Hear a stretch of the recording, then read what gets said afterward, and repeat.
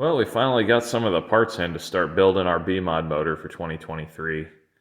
So right now what I'm working on is CCing these combustion chambers on this set of dart heads that you saw a few videos back when I was comparing a couple of the cylinder heads and showing some of the different valve train technology that we use. So for those of you that aren't familiar, the CC or cubic centimeter is basically, it's obviously a measure of volume of the combustion chamber. So it's CC for combustion chamber and CC for cubic centimeter. And basically all you do is you fill your combustion chamber up with liquid, and it tells you the total volume of it. And that's going to be really important for calculating the compression ratio. Now, this is something that you can obviously pay a machine shop to do, but it's something that it's also really simple to do at home with just some basic tools that you can get online pretty cheap. The most important aspect of this whole process is to accurately be able to measure the volume of liquid. And for that, we use what's called I think it's a burette or a beret.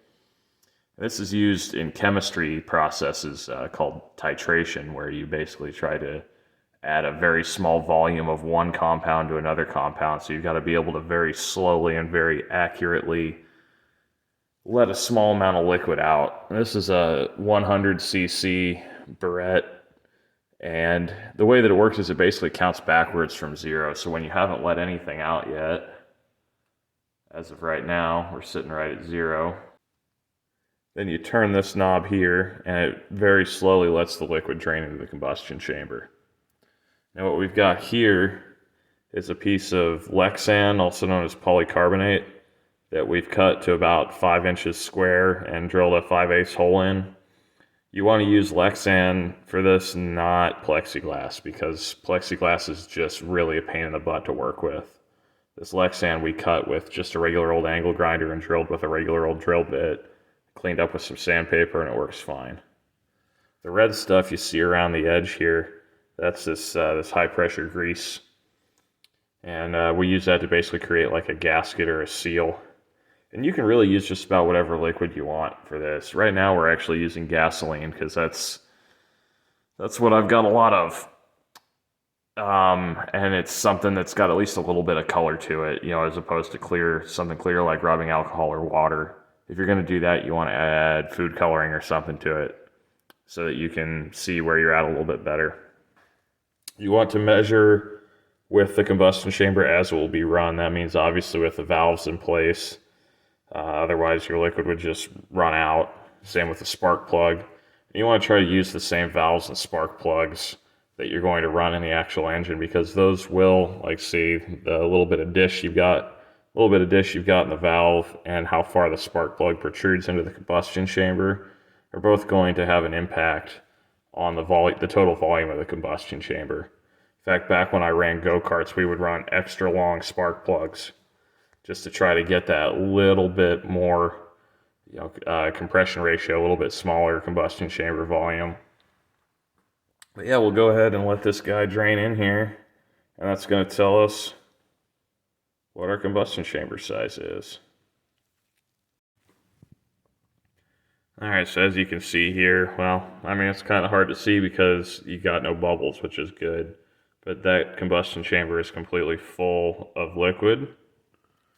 And so since we're counting basically up from zero as this thing goes down, you can see we're right at 72 cc, which that's what the first one measured out. I already did this one, so that's good that we're consistent across the board.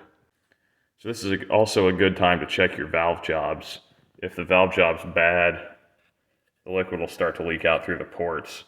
All that is, there's no valve spring or anything installed. It's just the force of gravity holding those valves in there. And if the valve job is good and the valves are high quality, that should be enough to keep anything from leaking out.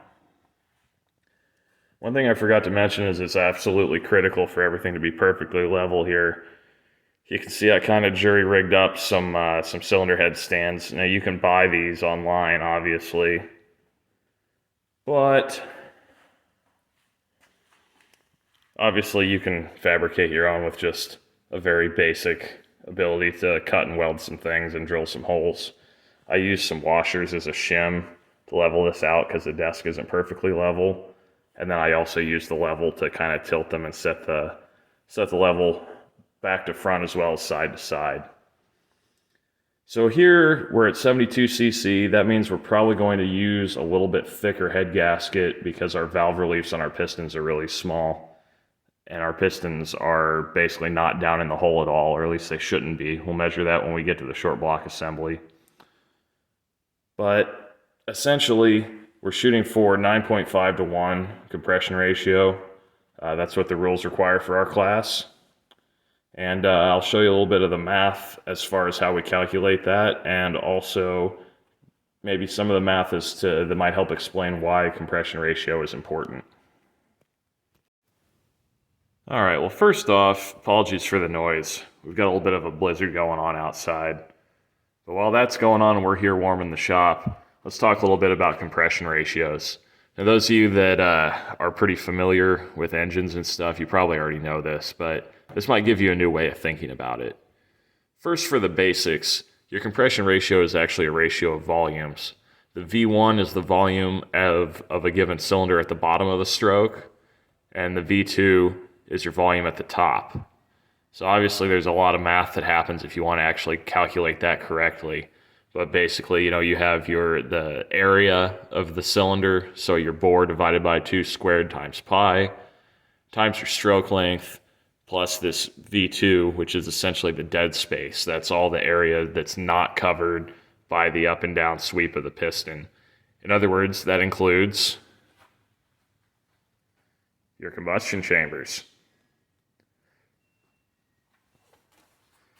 But it also includes things like the distance that your piston is down in the hole, that volume. It includes the distance encompassed by the firing of your head gasket. So there's a lot of things besides just your combustion chamber size. Oh, it also includes, if there's a dome sticking up from the piston, or if there's an indentation in your piston like your valve reliefs, or a dish, includes that too. But probably the single biggest component, unless your pistons are way down in the hole, probably the single biggest component of this dead space is your combustion chamber volume. And that's why that's one of the major ways that people control compression ratio. But why would you want to control your compression ratio? Obviously, if your compression ratio is too high, you're going to run into detonation. But besides that, the general theory is more is better. And that's true, but it's not necessarily true for the reasons you might think it is. If you watch Engine Masters or something like that, they might explain it as, the fuel is the fuel combusts faster because it's all condensed into a smaller space. The spaces between the molecules get smaller. Well, that may technically be true, but that's not entirely the reason why. That's not the reason why compression ratio makes more power, at least not on a thermodynamic level. So in order to go into that, I'm going to show you some graphs and some equations, and it might get a little weird here, but bear with me. So here we have a really crudely drawn graph that represents what's known as the Otto cycle. Now, the Otto cycle is the idealized thermodynamic cycle that best represents the operation of an internal combustion engine. So basically what happens, there'd be like an invisible extra step here. So your fuel and air mixture comes in and then starts at step 1. This is your compression stroke from 1 to 2. See, this axis represents volume, this axis represents pressure. So from step 1 to 2, pressure increases as volume decreases as you compress the fuel-air mixture. Then from step 2 to 3, that's actually your ignition. That's when the fuel and air burns. In an idealized scenario, that heat comes in instantaneously. That's why the graph goes straight up, because it jumps up in pressure without having time to expand in volume. From 3 to 4 is your power stroke. So that's as the piston comes down in the cylinder, it performs work by the gas expanding. And then from 4 to 1 is the rejection of that heat back to the atmosphere, represented here as Q out. And this would be essentially your waste heat. Now, we all know that no process can ever be 100% efficient. So that brings us to thermal efficiency, which is essentially a measurement of how much actual work an engine or any other process puts out to how much energy is put in. So in this case, the energy is represented by a change in temperature. So your percentage of efficiency is 1 minus the amount of heat that's wasted. That's your waste heat out here. Your temperature changed from 4 to 1, divided by the amount of heat that's put in, which is essentially how much heat you generate by burning your fuel that's put in from 2 to 3. So due to some scientific shenanigans involving the ideal gas law and derivations thereof, we can actually take this, which represents a change in temperature, and equate it to a change in pressure, which we can equate to a change in volume. And therefore, actually, your compression ratio is used to calculate your thermal efficiency. These K's, by the way, they represent a constant that's sort of not important here. So what that tells us is, even in the most idealized version of this cycle, the compression ratio still determines the thermal efficiency. And I'm not talking about like fuel economy here, although it can affect that. We're talking about how much actual work, aka horsepower, can be extracted from a certain amount of fuel. Now let's think about what the common ways that people describe the effects of compression ratio are. Like, for example, you might hear that it causes the fuel to burn faster or burn more explosively. Well, in this idealized example, the fuel burns not just quickly, it burns instantaneously. No time elapses from 2 to 3. So obviously that's not what improves power, because we can see in the math of the idealized cycle, the compression ratio still affects the amount of power, the amount of thermal efficiency that we can generate, even when the heat transfer takes place instantaneously. The other thing you might hear is, oh, you can ramrod more fuel and air in there with a higher compression ratio. Well, keep in mind that Q here, that's basically determined by how much fuel and air you're burning. But your volume ratios, that's not affected by that. So you could burn more fuel or less fuel. And all this thermal efficiency is doing is telling you how good of a job you're doing in extracting performance out of that fuel that you're burning. So you're not burning more fuel or air, you're burning it more efficiently. And that happens even in the most idealized version of this cycle.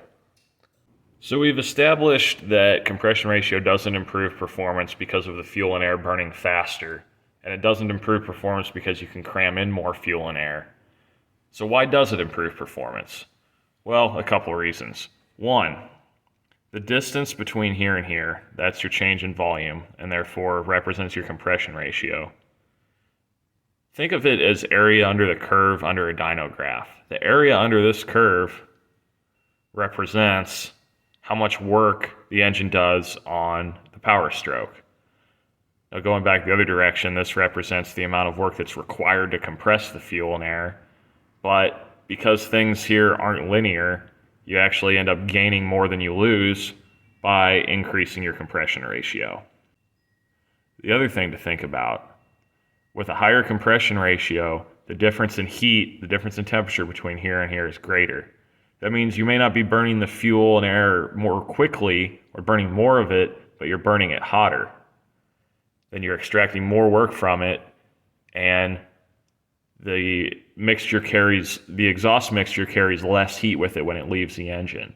That's where the thermal efficiency and better performance comes from. It's the fact that you're wasting less heat proportionally by basically spitting out exhaust that is cooler than it would have been otherwise.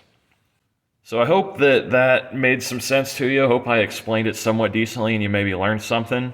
If so, give the video a like, be sure to subscribe, all that good stuff. And we'll see you in the next video.